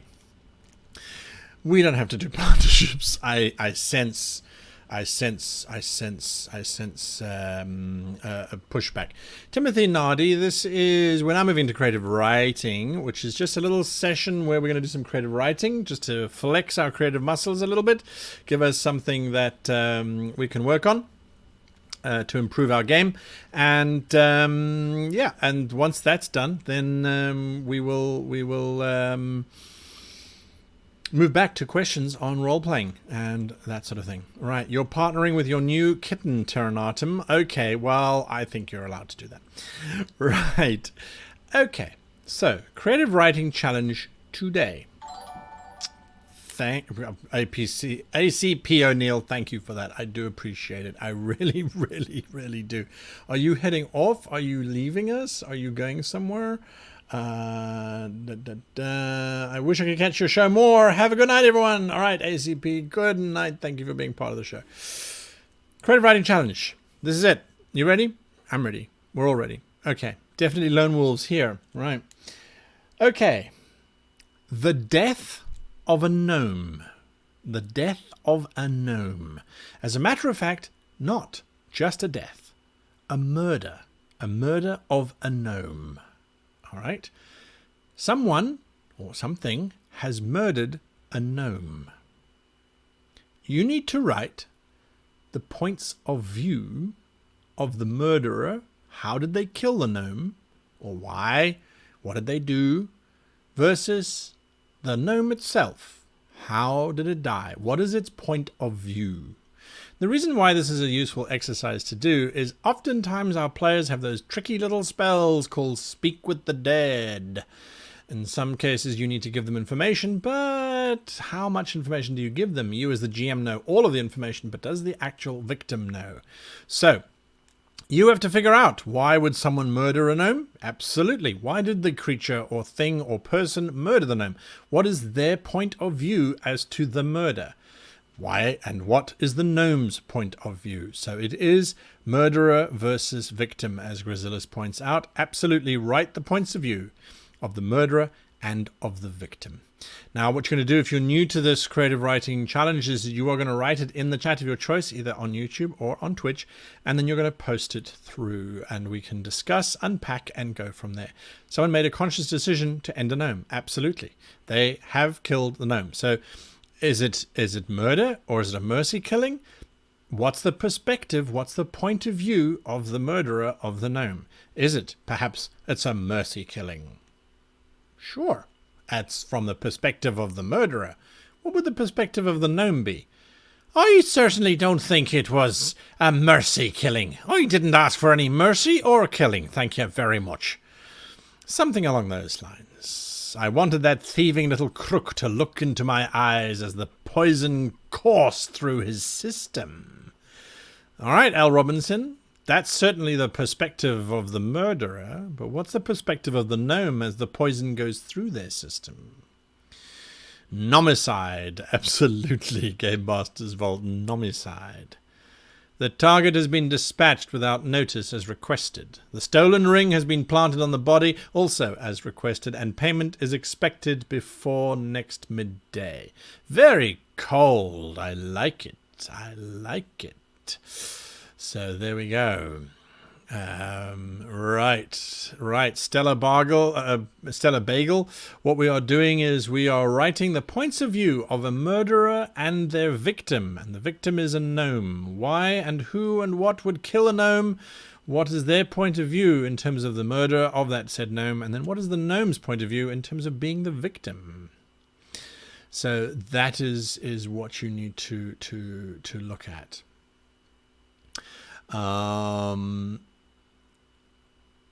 So let's see what's coming through. Maybe some perceive thighs if they grew up a little bit more. Sure, maybe the gnome just sees that. So write it through. Hero Metzler, killer, lighting a match and setting fire to the sleeping gnome after covering them in ale in order to make it seem as though it was an accident. Gnome perspective next. All right, so that's how you're killing them. I want their perspective. Simon Palacios, questions after the writing challenge, if you please. After the writing challenge. It looks like there was a gnome. It looks like there was gnome struggle. Oh dear, oh dear, oh dear. The gnome shuddered, and his last thought was, "You won't get away with this." But he did. Jordan Beard, he betrayed me after years of friendship, so I showed him my loyalty with the icy cold blade in the back. There's nice justification for murder. Angus Boys, I'm not sure what hurt more, the hit to my head, the hit to my face, or the scalding iron. Last thing I remember before things went dark, a dark-eyed halfling with possessed expression on his face. Roses, damn you, you little manure spreader. You knew Lady June is allergic. Lance Pickett, I like that. I do like that. Why is AVG popping up on my screen, you silly sausage? The gnome barely had time to regret cheating on his wife. Interesting. Richard Garcia, approve the killer. I will say that the gnome is still alive, and watch everyone's reaction. The only person who would not react would have to be the killer, for he is the only one that knows the truth. Sure, that's if you are trying to solve this. Was it Professor Plum in the library with a candlestick? Well, perhaps, but what was his point of view? What was his point of view? Why did he do it? Why did he do it? The gnome could not see much, as his sombrero was too big and the killer was very tall, says Gladik. Oh, dear God. I can see this has gone south. Here's my serious creative writing question, and Alan Robinson comes in and says, Gnomicide, is that the correct nomenclature? Oh, dear, oh, dear, oh, dear, oh, dear. Yeah, look what you've done to Escunuckle 7. They've just gone all ASCII on us. I'm the king of the village now, says Timothy Nardi. Yes, yes. And now there's coffee all over the keys. It's a stupid gnome not want to hear funny pointy hats, so I smash hat on gnome. He no longer moved. The last thing I was going to do was let the oaf put that hat on me.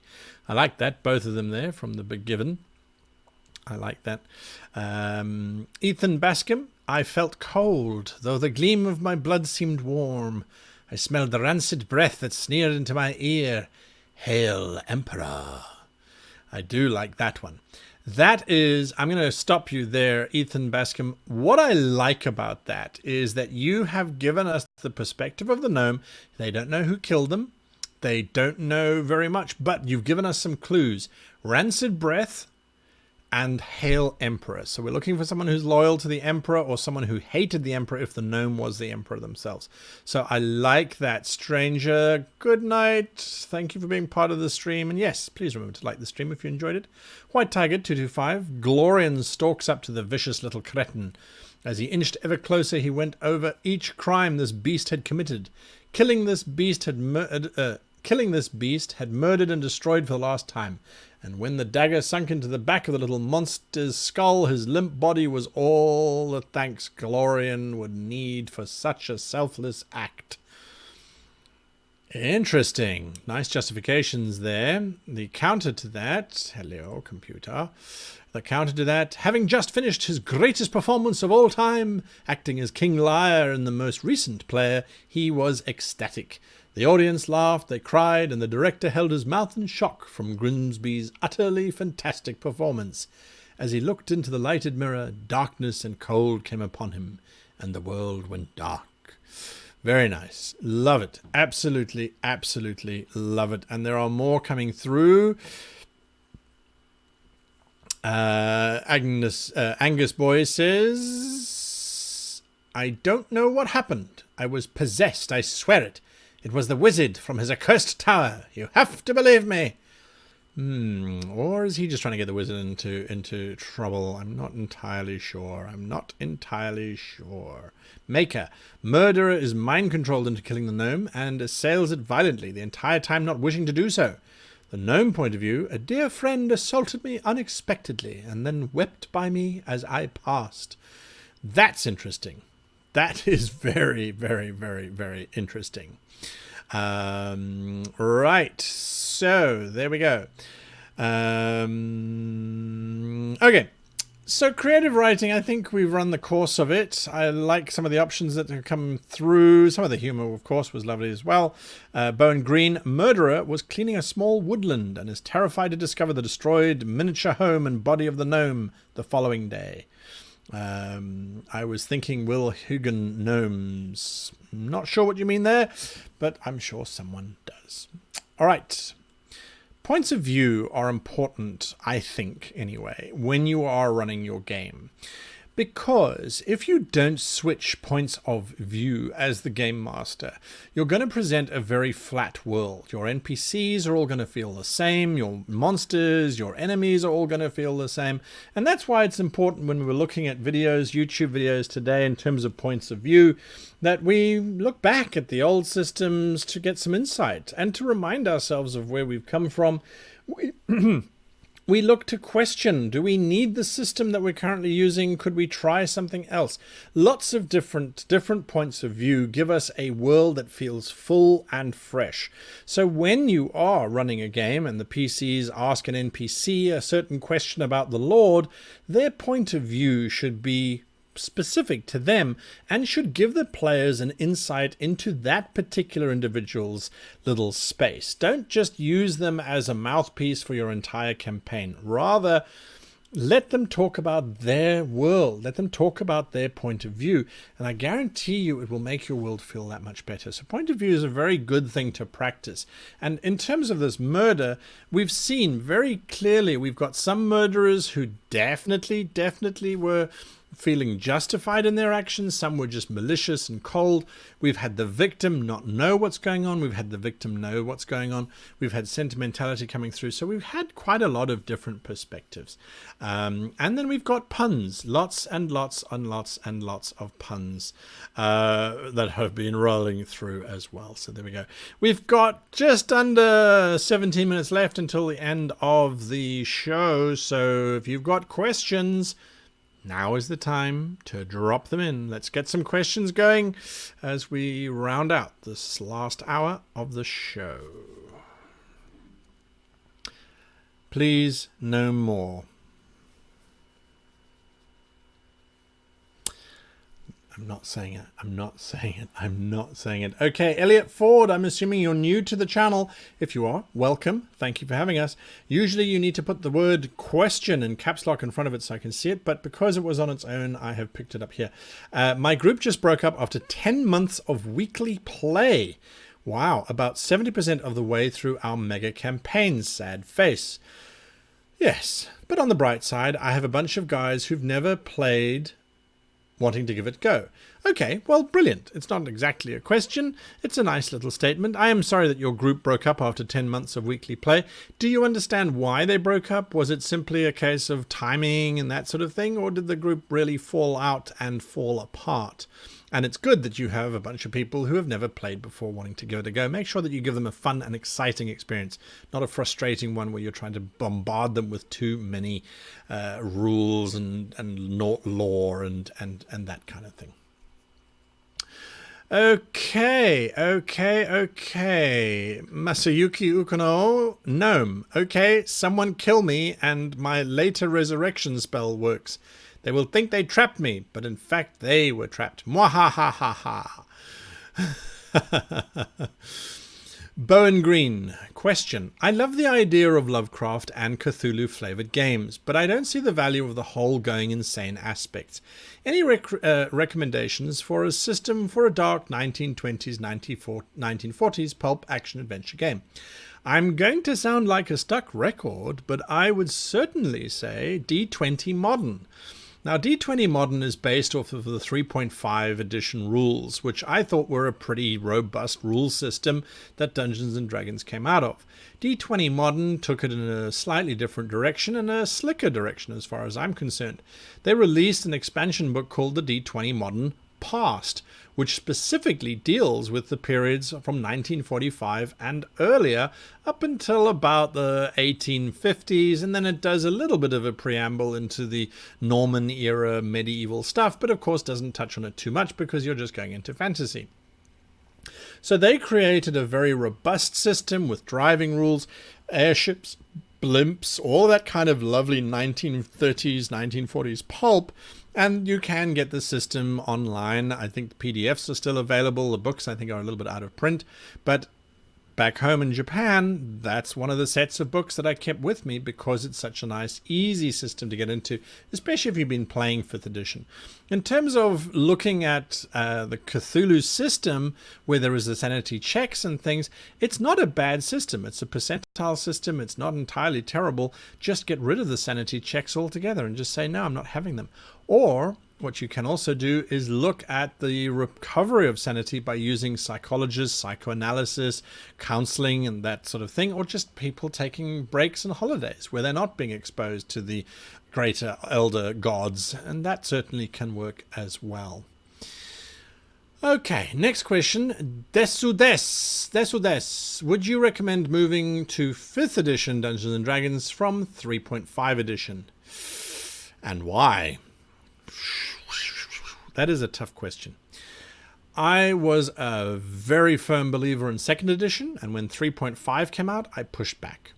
I then converted to 3.5 and loved it. I absolutely enjoyed it. Then Pathfinder came out, which was a cleaning up of 3.5, and I shifted from 3.5 to Pathfinder. I thoroughly enjoyed it. Then 4th edition came out, and I didn't even bother. I didn't like 4th edition. I didn't like what they were trying to achieve in that. I didn't feel that it fitted with my particular style. When 5th edition came out, I played Mines of Fendelvir, and I thought it's a pretty cool system. I like it. I like it up to a certain level 8 or 9 of the PCs, and beyond that I'm not such a fan. But maybe that's just because I haven't had enough experience with it. The system's only been out now for about a decade, and I think I need more time with it to unpack it truly. No, actually, I'm just not a fan of high-level games. So there we are. Let's see, there was a question there. Hero Metzler says, how was this month's module playthrough, and when will the podcast of it be out? Okay, what Hero Metzler is talking to there is my $15 Patreons who support the channel. They get a module at the end of every month. This month, the module is an alien sci-fi monster hunter type of module. And I did something that I'm probably going to be doing for the next few months anyway. I grabbed some Patreons online. They were in the Discord, and I said, hey, let's play a game. I also reached out to the Facebook group, and we put together a team, and we just played a 4-hour game where we were running through that actual module. I believe, I stand to be corrected, I think this week is the last of the Indiana Jones movie convert into role-playing podcast. I think it's the last one that's going to go out, and then I think next week is when the Alien Monster Hunter game begins. And let me tell you, when you read the module, you're going to go, say, what? This is not what the guys did. No, it isn't. They broke their gigantic 6-wheeled vehicle in the first 10 minutes, and it was downhill from there. It was so much fun, and at the end of it, it didn't come out the way I thought it would, but everyone had a lot of fun. So that should be coming out. It can't be this week because it's already on Friday, so it's probably next week that the first episode comes out. So watch out for that. If you're a $3 Patreon, you get access to that podcast. A lot of fun. I put in some music in the background, so it's kind of exciting listening to, I think, anyway. Next question, Sunflamer says, as a follow-up, which kind of skill roles would you recommend doing for player characters in place of their players? Like, I assume a linguistics check when making forgery. The notion of the GM making roles for the player character when it's something that the player character isn't sure that they will succeed on or that they will fail on. I haven't done that in a very long time, and the reason for it, I think, is, again, it depends on your players. If you've got players who are very good at separating metagame and a dice roll, and they are willing to run with it as it was rolled, then I would never take that dice roll away from them. Always let them do that. If you have players who are not so good at separating that kind of knowledge, where they make a stealth check, they try and hide, you get them to make the roll, they roll a natural 1 so they know that they failed, and now they start trying to weasel out of it and go, well, okay, so I'm hiding, and then I change my mind and I step back out into the sunlight because they know that they failed the check. That's when you start to say, okay, maybe I should be doing that roll and I should be doing it hidden away from the player because they're not sure. I would hate to do that, though. And if your player does do that, don't feel bad about saying, you don't know that you failed your stealth check, so why would you now suddenly step out into the light? Don't necessarily be confrontational about it, but just ask them and say, well, you know, the dice are there to facilitate gameplay. Your character doesn't know that you failed, so your character is unlikely to suddenly stop doing what they started doing. It seems like it changed just because of the dice, and we call that metagaming, and we call that bad play, you useless. Don't go that far. Just prompt them that they could change their minds and make the correct choice. Next question, Ethan Bascom again. I'm running a pirate adventure for work friends. Fantastic. Definitely not inspired by the Windswift. What were your biggest challenges running the NPC crew? The biggest challenge about running the NPC crew, I would guess, was trying to make sure that the NPC crew didn't take away anything from the players. So the players were still principally involved and responsible for making the ship successfully operate. If the NPCs could operate the ship without the players, why are the players there in the first place? So Ghosts of Saltmarsh has a look at this entire situation as well. While the entire adventure module that was released by WotC is there to look at ship-based combat. I'm busy working on a supplement which expands on what Ghosts of Saltmarsh has done, and I wish I had had it for the Windswift game, because let me tell you, the Windswift game would have been very different. There, the way that it handles NPCs and the crew of the ship is that it clumps them together in terms of their skill capacity. So you might have individuals. In case of the Windswift, you had your Lieutenant Tai, who became a captain. You had Mios and the like. Although they were individuals, when it came to rolling, I didn't have character sheets for each of them, because a crew of 20 people, suddenly you have to keep track of 20 character sheets. I didn't have that. What I did was I said, right, collectively this crew has a +6 to their skill roll. So if it was Mios making a perception check, or if it was Captain Tai making a piloting check, or whomever it was making a roll, they all had the same basic value. It might feel like that wasn't going into too much detail on the crew, but I was more concerned with their backstories and their character arcs. And if you look at Lieutenant Tai, she went from being this uptight individual who was very cut and dry, and she threatened the crew, and she was quite militant in her approach. She mellowed after being scolded and fell in love with one of the PCs and found that that love was reciprocated. So the journey that they went on was much more interesting than the actual values. But that's how I did it as a shorthand. It's like, okay, well, they all have a +2, or they, as the crew leveled up, as the player characters leveled up, they leveled up with just with a +1 and the like. Okay, 5 minutes left. Gladig says, how would you encourage players to create characters reflecting the setting rather than generic characters fit for any setting of the same genre? Homemade settings cause even more disinterest. Whoa. Okay. So homemade settings might cause disinterest because there's too much information being dumped on them. And rather than reading the 40-page history of the homebrew setting, they go, I'm just going to make a fighter who grew up in a wood. I don't care about the name of the wood or the 50 myths and legends that exist around that wood. They grew up in isolation because they don't want to talk to anyone, because then I have to read all of this homebrew history. I would look at the cause of why there's a disinterest before you try and figure out how to encourage them. If it's disinterest because there's too much information, and it might not be too much information, it might be a sense of overwhelmingness. I've had players where we've gone, hey, let's play a Star Trek game. And they go, oh, okay, yay. I want to play a security officer who grew up on an isolated moon and doesn't know anything about the setting at all. Because there is so much to know that is completely overwhelming, and the players get overwhelmed. They don't want to look as if they don't know about the setting. They don't want to look silly in front of other people, so that if something happens and, oh, a black dragon rears up in front of you, and the player, oh, okay, does it have fur? And everyone else goes, dragons don't have fur. We all know they have feathers, just like dinosaurs have feathers. I hate that. It ruins dinosaurs for me. It really does. I know it's true, but I don't care. They look cooler with the skin. Anyway, it could simply be information overload, and then they're pushing back on that, whether consciously or subconsciously. So I would try and unpack what it is first. You can also ask the players and say, hey, is it that you don't necessarily want to have too much character stuff going on, and you'd rather just go on dungeon crawls and kill stuff, lots of combat, lots of that kind of stuff? Because that's entirely possible as well, that there's pushback on character backstories and things like that, because there is that, well, we don't really care about that stuff. We want to do combat, so it's looking at that. And then the final thing to look at is, it could very well be, and I'm not saying this, but perhaps the characters die so frequently and so often that people just don't care about making backstories.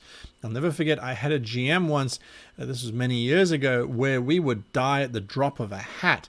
I had a GM who had my character die before they could meet up with the party in session 1. the character jumped down a cliff. The GM was using a table of super ultimate critical failures, and the roll that they had was my character's leg broke, and so they couldn't get to the party.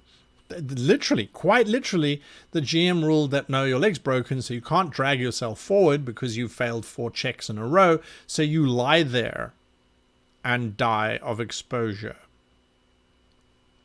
Okay, I'll make a new character. Right, that character, after 2 or 3 sessions, died. Okay, here's another character, and I don't care what their history is, because I don't care about the character. So there's also something to look at. Just bear that in mind. One last question before we go. That question goes to Jason S. Do you prefer your player characters to be heroes, mercenaries, or villains, and why? I would like my characters to be heroes just once, because it would be nice to play a game where the players are trying to save the day and do the right thing as their principal guiding force. I think that could be a little bit boring though. Most of the time I find that my players become mercenaries, and that's really where the fun is, because then you can see where it goes and the moral dilemmas are not black and white. When they're heroes, the moral dilemmas are which is the good option and which is the evil option. We go the good option. If they're playing villains, there's all kinds of complications that come in with that. And I would be very, very, very reluctant to play a game with all villains. I would want to see why the players want to do that. What type of game do they want to run before agreeing to that? So mercenaries is definitely the approach that I would take, because it allows you to explore the morally gray questions and see where it comes from. That's it for us for this week. I want to thank you, each and every one of you, all 100 and so of you that were part of today's stream. I really do appreciate it. For those of you that shared links, remember that XP is absolutely valuable and you can trade it with other individuals for little pieces of paper. So make sure you do that. If you asked a question and I didn't answer it, please forgive me. I try to answer these as fast as I can and not get distracted by squirrels. So you've got to bear that in mind. And if you did ask a question and I gave you an answer, hopefully, even if it wasn't the right answer, it's got you thinking about your question in a slightly different way and will hopefully lead you in the right way. Now, there we go. That's it for night, Dead Aussie Gamer. I'm afraid you arrived just a little bit too late there, mate. And I hope that question is not directed towards me. If it is, send me a Discord message and we can talk about it. Until next time, however, I want to thank you all for participating. Game Masters Vault, for being part of the chat. I saw there were some links being shared by some people. Thank you for that.